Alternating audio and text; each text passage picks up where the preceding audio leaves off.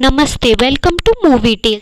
कहानी शुरू होती है 1849 में एक लड़की मिंटी से, जो कि गुलाम है। वो सपनों के द्वारा आगे की चीज़ें महसूस कर सकती है। एक दिन वो लेटी होती है और तभी उसका पति जॉन वहाँ आता है, जो कि गुलामी से आज़ाद है और बताता है कि वो उसकी आज़ादी का खत लेकर आया है।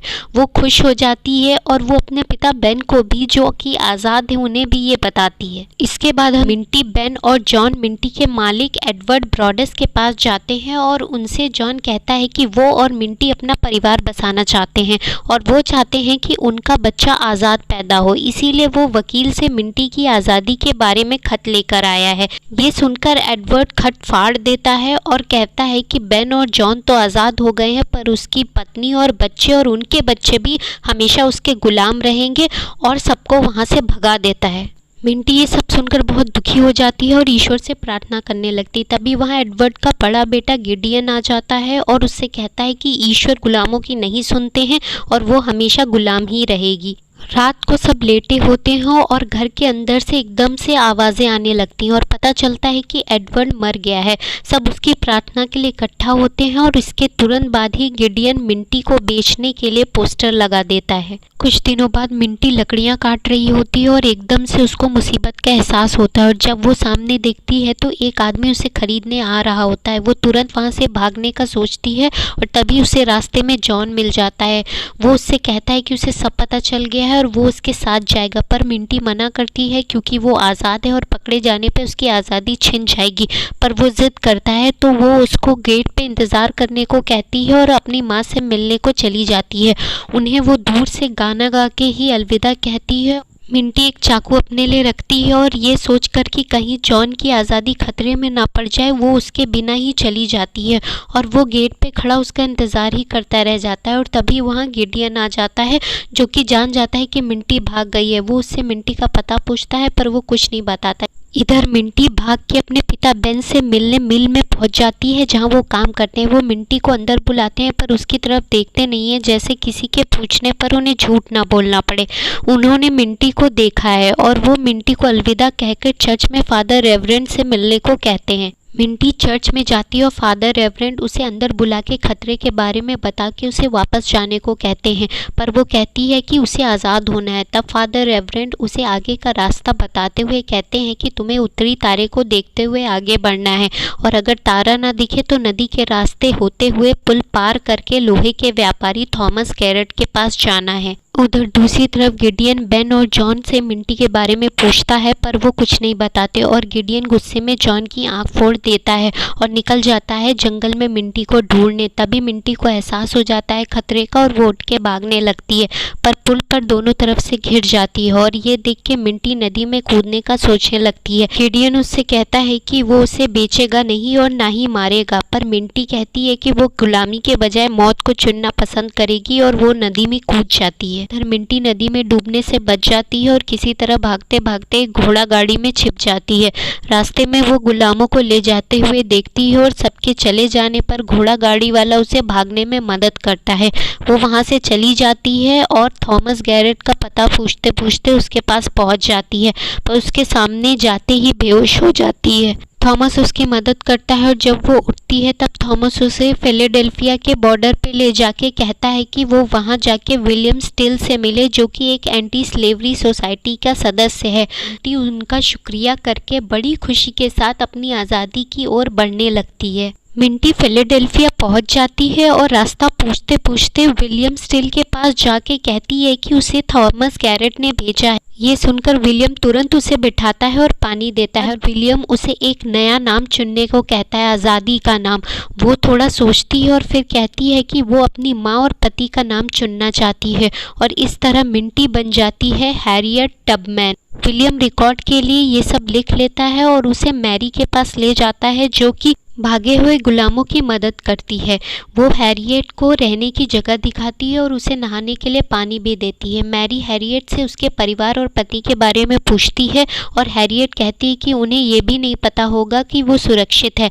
तब मैरी उसे ब्लैक जैक्स के बारे में बताती है जो संदेश पहुंचाते हैं, और हैरियट को अगले दिन नौकरी दिला देती है। हैरियट नौकरी करने लगती है और इसी तरह एक साल बीत जाता है। एक दिन हैरियट खबरी से अपने संदेश के बारे में पूछती है और वो बताता है कि उसके पति और परिवार को पता है कि वो सुरक्षित है, लेकिन उसके पति ने वापस में कोई संदेश नहीं दिया है।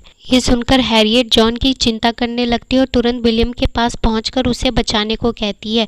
विलियम उसे समझाता है और कहता है कि इसमें बहुत खतरा है और एक इंसान के लिए पूरे नेटवर्क को खतरे में नहीं डाल सकते। ये सुन के हैरियट खुद ही जॉन को बचाने का ठान लेती है और मैरी के पास जाके मदद मांगती है। मैरी उसे अच्छे कपड़े देती है और बोलने का सलीका सिखाती है और मुसीबत के लिए एक बंदूक भी देती है। साथ ही वो उसके लिए एक नकली आज़ादी का कार्ड भी बनवा देती है, जिसे स्टेशन पे पहुंचकर उसे ऑफिसर को दिखाना पड़ता है। ऑफिसर कार्ड देखता है, उस पर हल्का सा शक करता है, लेकिन फिर हैरियट को जाने देता है। उधर ब्रॉडर्स के घर में अब एलिजा मालकिन बन गई है, पर एडवर्ड का लिया हुआ उधार वो चुका नहीं पा रही है। इस पर गिडियन उसे सलाह देता है कि वो 2-4 गुलामों को बेचकर $2000 कमा सकता है।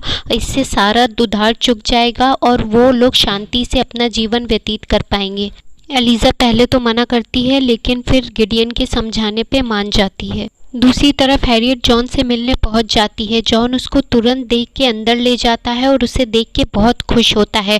हैरियट उसे साथ चलने को कहती है, पर जॉन बताता है कि उसने दूसरी शादी कर ली है और अब वो पिता भी बनने वाला है। ये सुन के हैरियट बहुत दुखी होती है, पर जॉन कहता है कि वो ही उसे छोड़ के गई थी और उसने समझा कि वो मर गई है, इसीलिए उसने दूसरी शादी की। हैरियट बहुत दुखी होकर वहाँ से जाने लगती है और ईश्वर से शिकायत करने लगती है, पर तभी वो बेहोश हो जाती है और उसे अपने भाई बहनों का सपना आता है। जब वो उठती है तो उसके पिता उसके सामने होते हैं और वो बताते हैं कि गिडियन उसके भाई बहनों को बेचने वाला है। ये सुन के वो अपने भाई बहनों को बचाने पहुंच जाती है और सब उससे मिलके बहुत खुश होते हैं। तभी उसका भाई रॉबर्ट भी वहां आ जाता है और सब बेन को अलविदा कह के हैरियट के साथ निकल पड़ते हैं गिडियन से बचने के लिए। जब एलिजा को पता चलता है कि उसके बहुत सारे गुलाम भाग गए, वो बहुत परेशान होती है। गिडियन हैरियट की बहन रेचल से सच जानना चाहता है, लेकिन वो कहती है कि उसे कुछ नहीं पता। तब वो उसके बच्चों को बाजार में बेचने की बात कहता है और वो डर के कारण बता देती है कि उसके सारे गुलामों को मिंटी लेकर भागी है। ये सुनकर गिडियन बहुत हैरान रह जाता है और मिंटी को ढूंढने निकल पड़ता है। रास्ते में उसे वॉल्टर नाम का एक आदमी मिलता है जो उससे कहता है कि वो उसके गुलामों को ढूंढने में मदद कर सकता है और वो गुलामों के सबसे बड़े शिकारी बिगर लॉन्ग को भी जानता है। गिडियन उसे $1 देके के बिगर लॉन्ग को साथ लाने को कहता है। वॉल्टर बिगर लॉन्ग को लेके गिडियन के पास पहुंचता है और वो उसे पैसे देकर मिंटी को ढूंढने को कहता है। उधर हैरियट सारे गुलामों को लेकर जंगल में भाग रही होती है और बिगर लॉन्ग ने चारों तरफ जाल बिछाया होता है। तभी हैरियट बेहोश हो जाती है और उसे एहसास होता है कि आगे मुसीबत है। वॉल्टर पेड़ पे से ये सब देख रहा होता है, तभी सारे गुलाम वहाँ आ जाते हैं और हैरियट जाग जाती है और उनसे दूसरी तरफ से चलने को कहती है। रास्ते में नदी पड़ जाती है और वो नदी पार करने को सबसे कहती है, लेकिन तभी रॉबर्ट कहता है कि वो डूब के नहीं मरना चाहता। तभी हैरियट नदी पार करने लगती है और बीच नदी में पहुंच के ईश्वर से प्रार्थना करने लगती है कि नदी का पानी उसके सर के ऊपर से ना गुजरे। तभी नदी का पानी कम होने लगता है और वो आसानी से नदी पार कर जाती है। उसको देख के सब उसके पीछे आ जाते हैं और आसानी से नदी पार कर लेते हैं। वॉल्टर ये सब देखता है और अचंभित रह जाता है और वापस आके कहता है कि वो सब भाग गए। गिडियन को गुस्सा आता है और वो उसे मारता है। उधर हैरियट सबसे कहती है कि अब वो इस ग्रुप की लीडर है और सबको सुरक्षित लेके फिलाडेल्फिया में विलियम के पास पहुंच जाती है। विलियम उसको देख के बहुत अचंभित रह जाता है। इस घटना के बाद विलियम हैरियट को अंडरग्राउंड रेल रोड कमेटी के पास ले जाता है, जिनका काम होता है गुलामों को बचाने का। वो उसको वहाँ का मेंबर बना देता है और सबको बताता है कि कैसे उसने बहुत सारे गुलामों को बचाया है और उसे कंडक्टर घोषित कर देता है, जिनका काम होता है गुलामों को सुरक्षित फिलाडेल्फिया लाने का। हैरियट अपना काम बखूबी निभाती है और बहुत सारे गुलामों को बचाकर फिलाडेल्फिया ले आती है, पर सारे मालिकों के बीच वो गुलामों की चोर मॉसस के नाम से फेमस हो जाती है और सब उसको ढूंढने लगते हैं। पर वो अपना काम नहीं रोकती है और गुलामों को बचाती रहती है। एक दिन वो विलियम से अपनी बहन रेचल को बचाने को कहती है, पर विलियम उससे कहता है कि काम बहुत मुश्किल है क्योंकि सब लोग उसे ढूंढ रहे हैं। पर वो कहती है कि वो अपनी बहन रेचल को बचा के ही रहेगी और वो पहुंच जाती है अपनी बहन रेचल के पास। रेचल को कहती है अपने साथ चलने को, लेकिन वो उससे कहती है कि एलिजा ने उसके बच्चों को छुपा के कहीं रखा है और वो अपने बच्चों के बिना कहीं नहीं जा सकती है। और वो हैरियट को वहाँ से भगा देती है। वापस जाते वक्त हैरियट को रास्ते में वॉल्टर मिलता है और वो उससे कहता है कि उसने उसे ईश्वर से बात करते हुए देखा है और वो उसकी मदद करना चाहता है, और वो सबसे बचा के हैरियट को वहाँ से भगा ले जाता है। वहीं गुलामों की चोरी को देखते हुए उनके मालिक एक नया कानून लाते हैं जिससे वो दूसरे राज्य में भी जाके गुलामों को पकड़ के ला सकते हैं। वहीं पे बिगर लॉन्ग गिडियन को बताता है कि हैरियट ही मोसेस है और वो फिलाडेल्फिया में रहती है। जब हैरियट फिलाडेल्फिया पहुंचती है तो चारों तरफ कानून की वजह से अफरा तफरी मची होती है और सारे लोग इधर उधर भाग रहे होते हैं। तब विलियम हैरियट से कहता है कि वो उसके परिवार को सुरक्षित जगह पहुंचा देगा, उसे यहाँ से जाने को कहता है, पर वो मैरी से मिलने चली जाती है और वहाँ जाके वो देखती है कि बिगर लॉन्ग और गिडियन उसे ढूंढ रहे हैं। गिडियन मैरी से हैरियट के बारे में पूछता है पर वो कुछ नहीं बताती है, इसलिए वो लोग उसे मार देते हैं। ये देखकर हैरियट बहुत दुखी होती है पर वापस अपने बोट पे आती है, पर पीछे से गिडियन उसे देख लेता है और उस पर हमला करने की कोशिश करता है, पर विलियम उसे बचा लेता है और वो बोट पे चढ़ जाती है। पर वो वहाँ से निकल जाती है और कनाडा पहुँच जाती है और अपनी ज़िंदगी जीने लगती है। पर तभी कनाडा में उसे अपनी रेचल बहन के बारे में सपना आता है और रेवरेंड उसे खत लिख के बताते हैं कि वो चल बसी है। विलियम हैरियट को न्यूयॉर्क में सेनेटर से मिलवाता है और सब लोग वहाँ पे चर्चा करते हैं कि कैसे गुलामों को बचाया जाए, पर उन्हें कोई रास्ता नहीं दिखता क्योंकि कानून की वजह से हर तरफ पहरा होता है और गुलामों को वहाँ से निकालना आसान नहीं होता है। तो सब सोचते हैं कि हमें सिविल वॉर का इंतज़ार करना चाहिए, पर तभी हैरियट बाहर निकल के आती है और सबसे कहती है कि हमें गुलामों का दर्द समझना चाहिए और वेट नहीं करना चाहिए, बल्कि उनकी मदद के लिए तुरंत आगे बढ़ना चाहिए और उनको वहाँ से निकाल के लाना चाहिए। सब उसकी बात समझते हैं और गुलामों की मदद के लिए तैयार हो जाते हैं और उनको वहाँ से निकालते रहते हैं। एक दिन हैरियट को अपने पिता बेन का सपना आता है और वो तुरंत निकल पड़ती है उनसे मिलने के लिए। वो फादर रेवरेंड के चर्च में पहुंचती है जहां वॉल्टर उसे मिलता है और बताता है कि उसके पिता को गुलामों को बचाने के लिए गिरफ्तार करने वाले हैं। वो तुरंत वहां से निकलती है और अपनी माँ के पास जाती है और साथ चलने के लिए कहती है। फिर वो अपने पिता को ढूंढती है और उनको बताती है कि वो गिरफ्तार होने वाले हैं और साथ चलने को कहती है। वो दोनों उनके साथ निकल पड़ते हैं और वो वॉल्टर से कहती है कि वो उसके माता पिता को लेकर ब्रॉडर्स के फार्म के पास इंतज़ार करे। उधर ब्रॉडर्स के घर में एलिज़ा बहुत परेशान होती है। तभी उनके घर पे कुछ लोग आ जाते हैं जो उनसे पैसे मांगने लगते हैं क्योंकि उनको पता चल जाता है कि उन्हीं के एक गुलाम मिंटी ने उनके बाकी सारे गुलामों को भगाया है। पर तभी गिडियन और एलिज़ा उन्हें बताते हैं कि वो भी बहुत परेशान है मिंटी से और उसके मिलने पे वो तुरंत उसे मार डालेंगे। लोग उनकी बात समझते हैं, पर तभी हैरियट होती है उनके घर में रेचल के बच्चों को बचाने के लिए। वो उन्हें बचा ले जाती है, पर तभी रास्ते में उसे और गुलाम दिखते हैं। वो उन्हें भी साथ ले लेती है और तभी उसके सामने एक गोरी लड़की आती है और अपने मालिक से बचाने को कहती है।